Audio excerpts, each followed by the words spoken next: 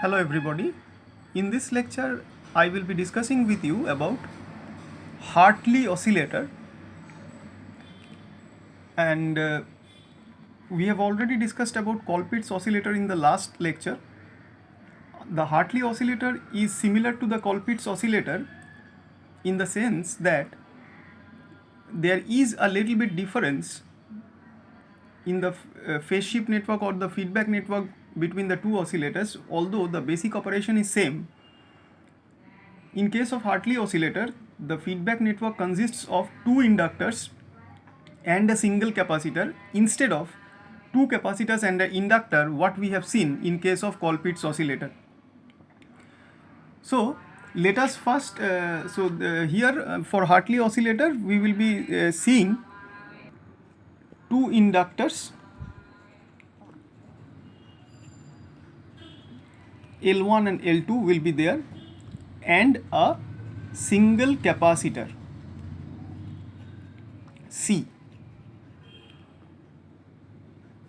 and this will constitute the feedback network or the phase shift network, whatever. So therefore, what is the basic difference in the feedback composition of feedback network between Colpitt's oscillator and Hartley oscillator? In Colpitt's oscillator there are two capacitors and one inductor, but in Hartley oscillator there are two inductors but a single capacitor, just the reverse, but the basic operation of the two is same. Now let us see first how the circuit looks like for the Hartley oscillator.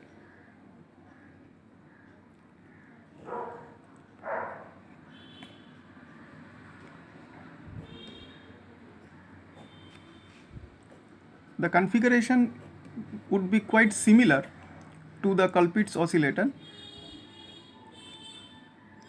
the circuit diagram rather.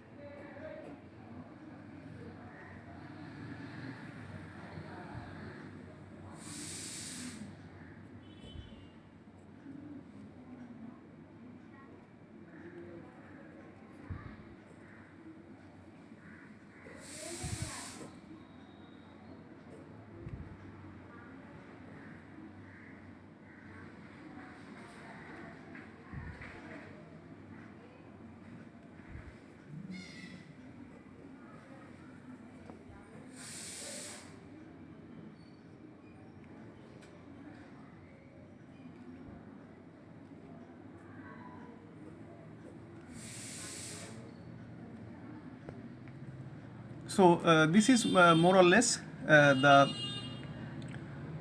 basic circuit diagram of the Hartley oscillator, and here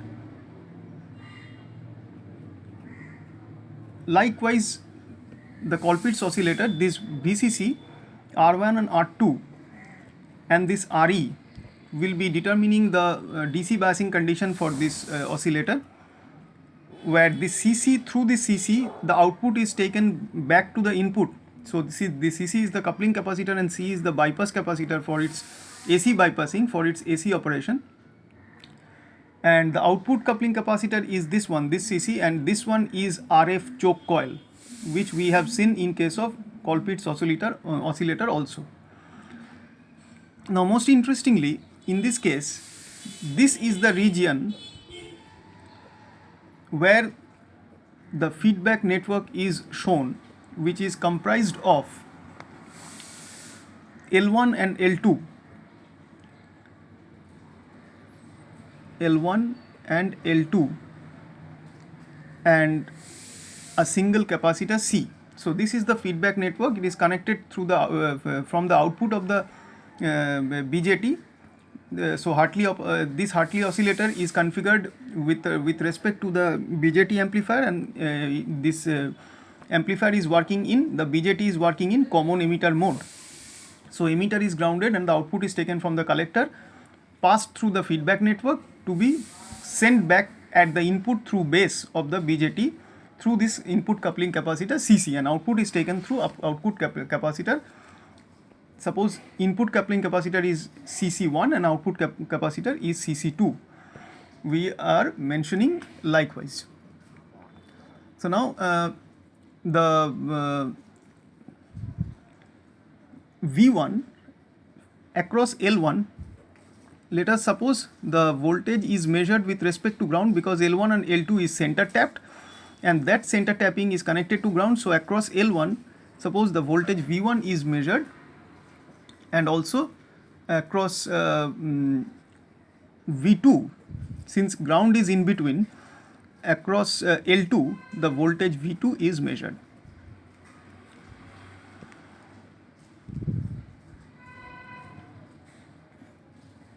This side is plus, this side is minus, and this side is plus.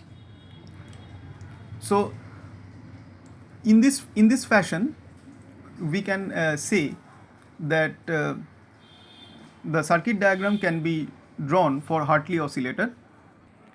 Now in the basic operation using this common emitter mode BJT, the transistor introduces 180-degree phase shift between the input and output voltages.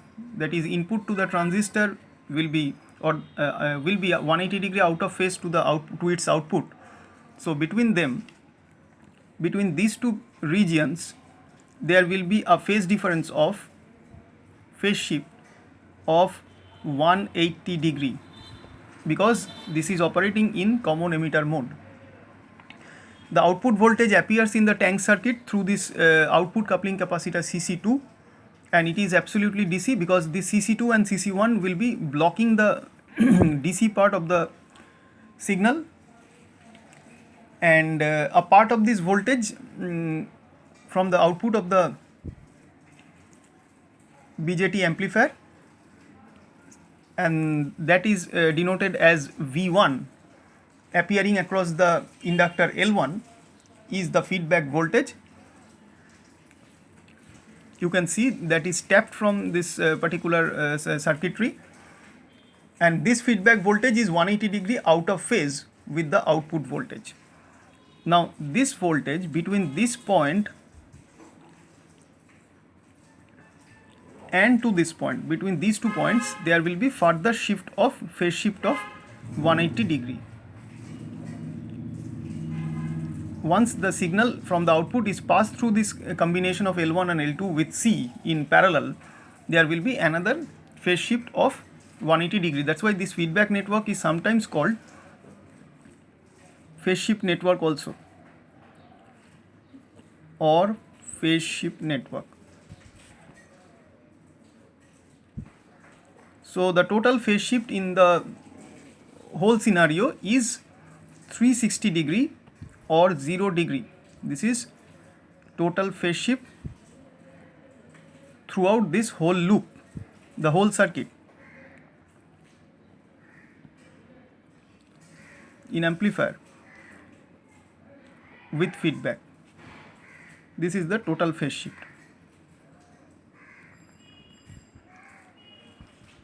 And this two inductors and this capacitor will be the elements for determination of oscillation frequency.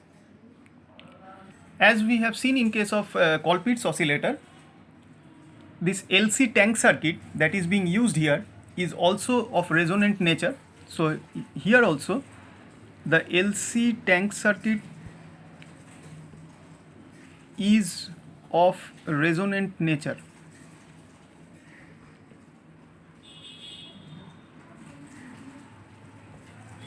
And the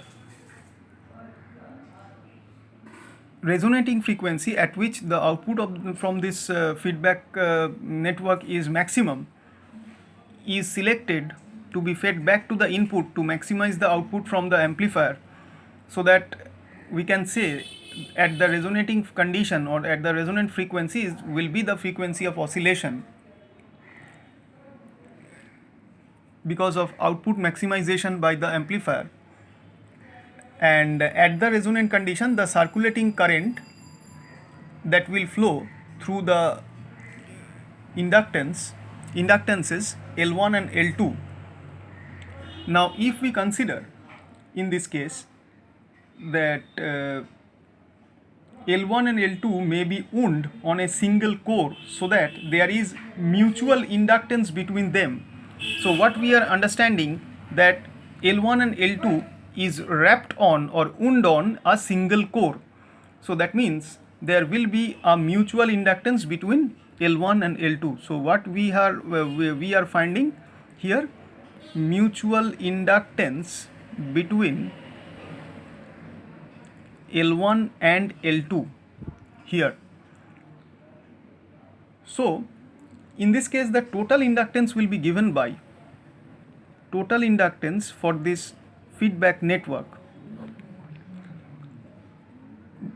given by LT or L total is L1 plus L2 plus twice M, where M is the coefficient of mutual inductance.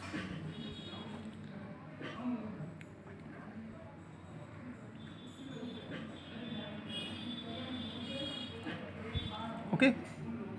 So as I have already told you that the feedback voltage is developed by the inductive voltage divider. So this L1 and L2 is generating or producing a voltage division. So that is called the inductive voltage divider. So what we are seeing that this circuit is nothing but inductive voltage divider circuit.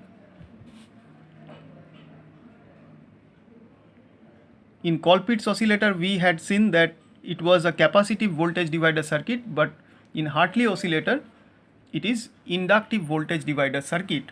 So the feedback voltage is developed by this inductive voltage division between L1 and L2, and the output voltage appearing across the L1, which is V1, is the feedback and the feedback voltage appearing across L2, that is V2. And considering these two values of V1 and V2, the feedback fraction can be calculated using the values of L2 and L1 as well. So we can say that since the V1 and V2 will be the voltages that will be produced because of this inductive voltage divider circuit, then that will be used to feed back to the input side of the BJT amplifier. So we may find from here that the feedback fraction beta is a ratio of L's in this case, which is L2 by L1, ratio of these two L's. And since the bias resistances R1, R2, Re used over here are sufficiently large, they will not affect the AC operation of the circuit. So let us draw the hybrid model of or the AC equivalent circuit of this particular oscillator, omitting the responses of R1, R2 and Re, and VCC must be connected shorted to AC ground.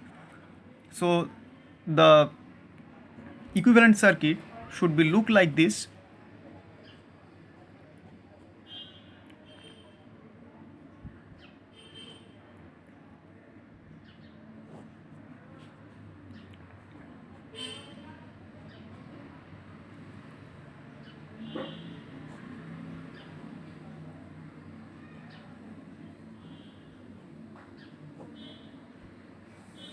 Now you know that this is HIE input impedance, and this is the voltage source at the input side, which is HRE V2, and the current that is flowing in the input loop, that is I1, and at the output circuit this is HFE I1, the current source, in parallel with the output admittance, which is 1 by HOE, and this is the basic equivalent circuit for the transistor. And now these two should be connected with the feedback network, which is here an inductive voltage divider in parallel with a capacitor, and this should be connected with this one and at the output side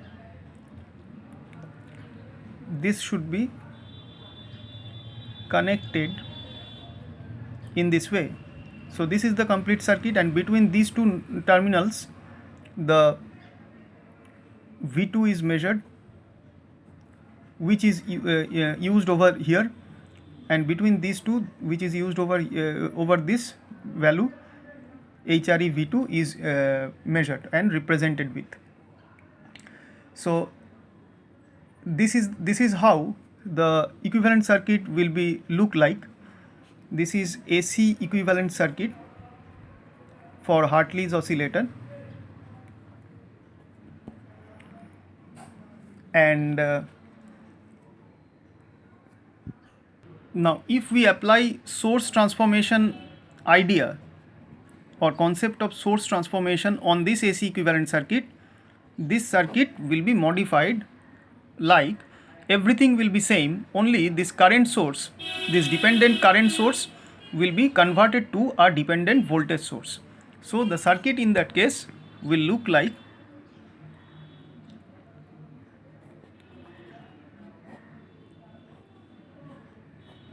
at the input side there will not be any change, but at the output side the current source will now be converted to voltage source, and since it is voltage source, so this resistance 1 by HOE will come to be connected in series with this voltage source. This side is minus and this side is plus, and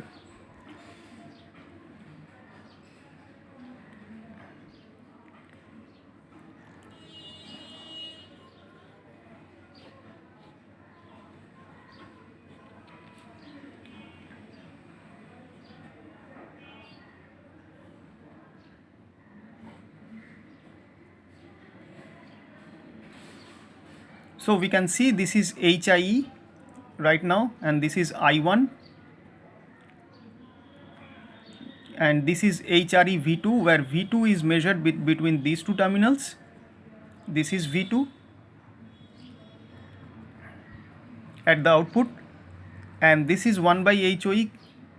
It has moved to here in series with the dependent voltage source at the output, which is transformed from this current source. So this is the current value and this is the resistance parallel to it. So multiply these two, we should be getting the value of the voltage source, and this resistance will be shifted to the to be connected in series with this voltage source. So the value of the voltage source should be HFE I1 by HOE. So this one, and the feedback network is L1, L2 and C, and we should be joining the feedback network with this particular node in this way. So this is the modified form of AC equivalent circuit from this one, where this current source transformed into this dependent current source into dependent voltage source. Now this circuit will be very much useful for calculating the frequency of oscillation and the condition for sustained oscillation, and for that case, for simplicity, we should be neglecting the effect of mutual inductance also. So if we now do the calculations which are not required at this stage for you, but we will be arriving at the relations for frequency in case of as we have seen in case of Colpitz's oscillator also, f should be given by 1 by 2 pi root over C LT, where we have seen what is LT. LT is L1 plus L2 plus 2m, but for the time being we are neglecting m, so it is only L1 plus L2. So LT is L1 plus L2 as we are neglecting the effect of m, the coefficient of mutual inductance. Okay, so this is the formula to calculate the frequency of oscillation in case of Hartley's oscillator. And the attenuation, the magnitude of signal attenuation can be found by the feedback network can be found by beta, which is given by xl1 divided by xl1 minus xc. So this is nothing but beta. As we have seen that the voltage across the L1, which is V1, is the feedback voltage to be fed back at the input, the base of the BJT amplifier. So that means the reactance that will be responsible for generating this V1, because it is the inductive voltage divider circuit, that's why the reactance of L1 is put at the numerator to find the value of beta, and at the denominator XL1 along with XC, that the reactance for the capacitor, is taken in question, because this is the whole circuit and this is the whole voltage which is taken out from VO, that is the output voltage, and from there, using the inductive voltage divider rule, we are extracting the voltage V1 from the total output voltage VO using these two inductances and the capacitance. So we can say that V1 is derived from VO with the help of this feedback network, and V1 is actually the responsible voltage which is fed back through this CC1 into the input of the BJT amplifier. So that means beta should be dependent on XL1 and XC via this expression. And we have already seen that beta is the ratio of the two inductances also. Now one thing I need to correct, this should be, beta should be L1 by L2, not L2 by L1. This is L1 by L2 because we are actually considering using the inductive voltage divider rule, the voltage across L1 V1 to be fed back at the input, and this is considered as the feedback voltage V1.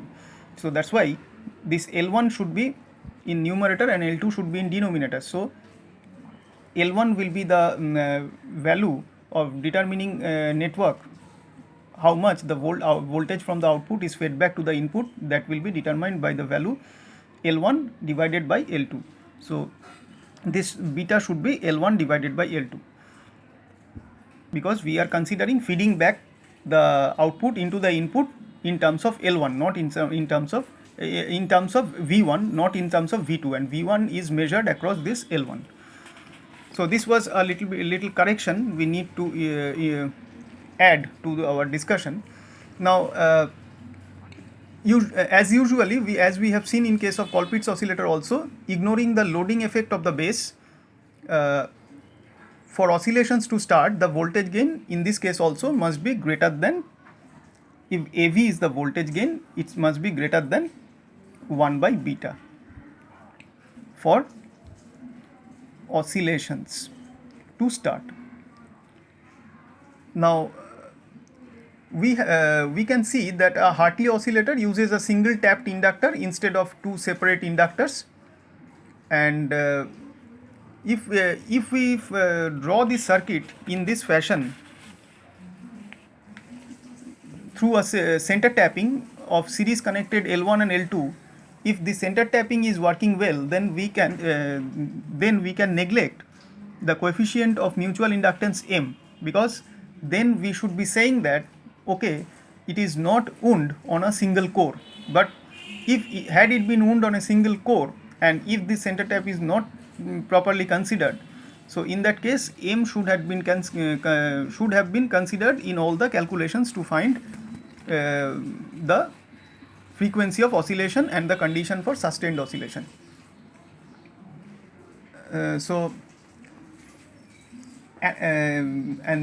This oscillator can also be explained with the use of FET amplifier as well. Now in this case, if we go on to find the condition for sustaining oscillation,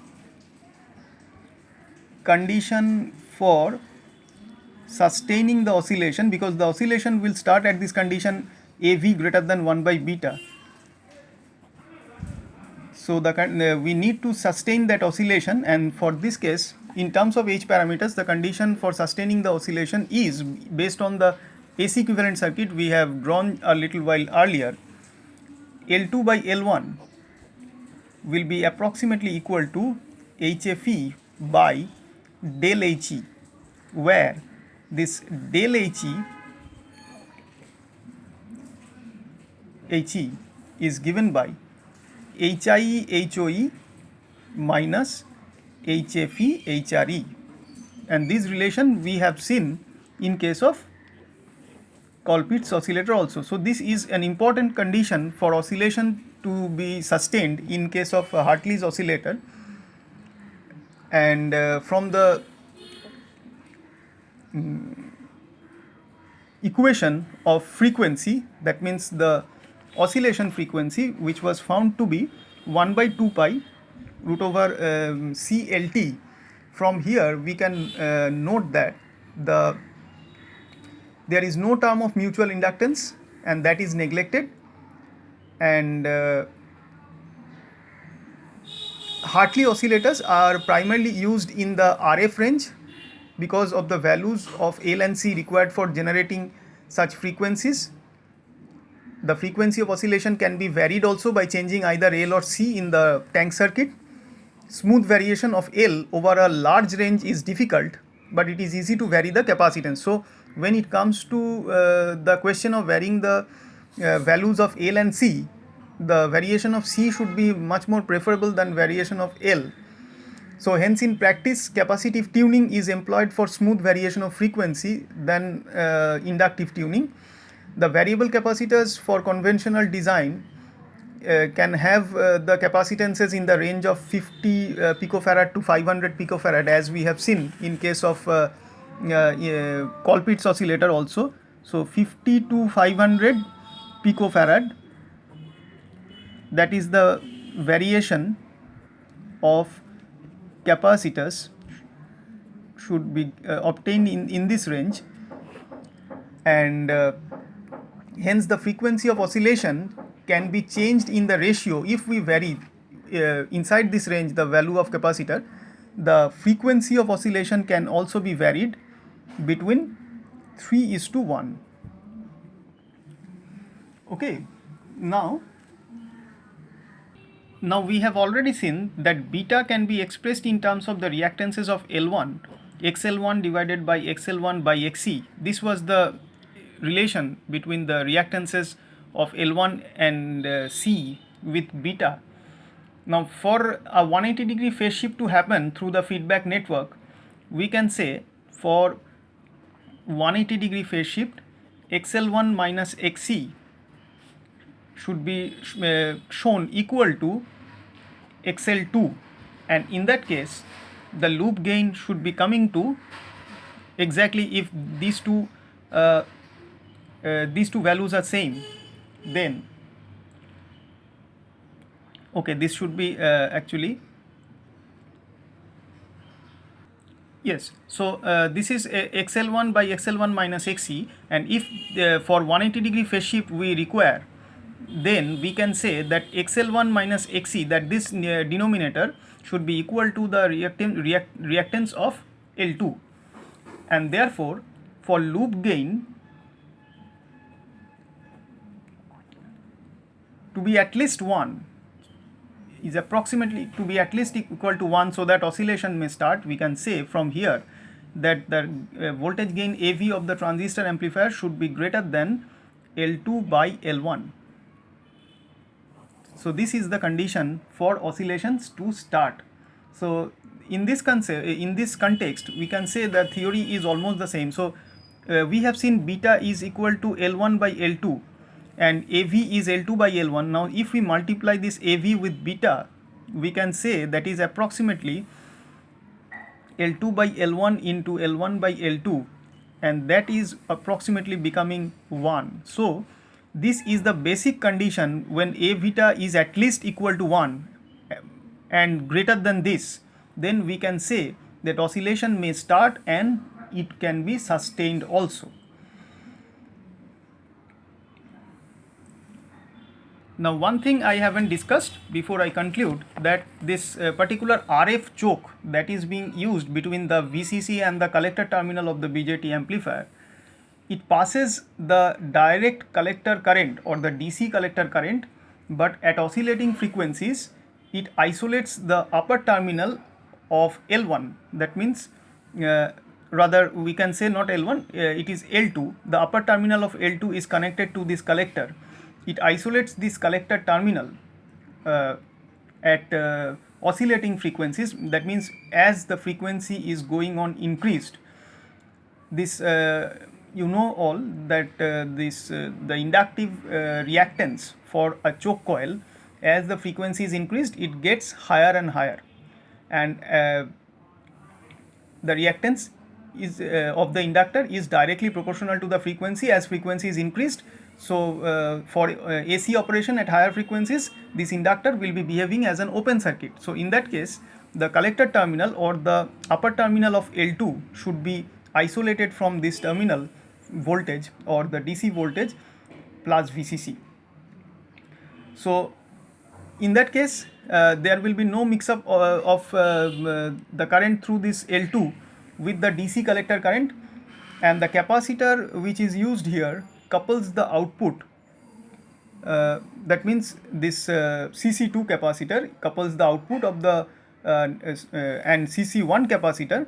They are coupling the output of the phase shift network or the BJT amplifier to the corresponding part. That means CC2 is coupling the output of the BJT amplifier to the feedback network, and CC1 is coupling the output of the feedback network to the input of the amplifier. So both are working for AC coupling and blocking the DC, and they will be blocking the DC because they will be equally acting as blocking capacitor and coupling capacitor. When we will be using the term coupling, that means it is AC coupling, and when we will be using the term blocking, that means it is DC blocking. So CC2 will be coupling AC or blocking DC between the output of the amplifier, basic amplifier, and the feedback network, and CC2 will be coupling the output of the feedback network into the input of the basic amplifier, but blocking the DC between them. So this is almost all we have we had to discuss about this Hartley oscillator. In the next lecture, we will be discussing more on oscillators, and our topic of discussion will be crystal oscillator. Thank you.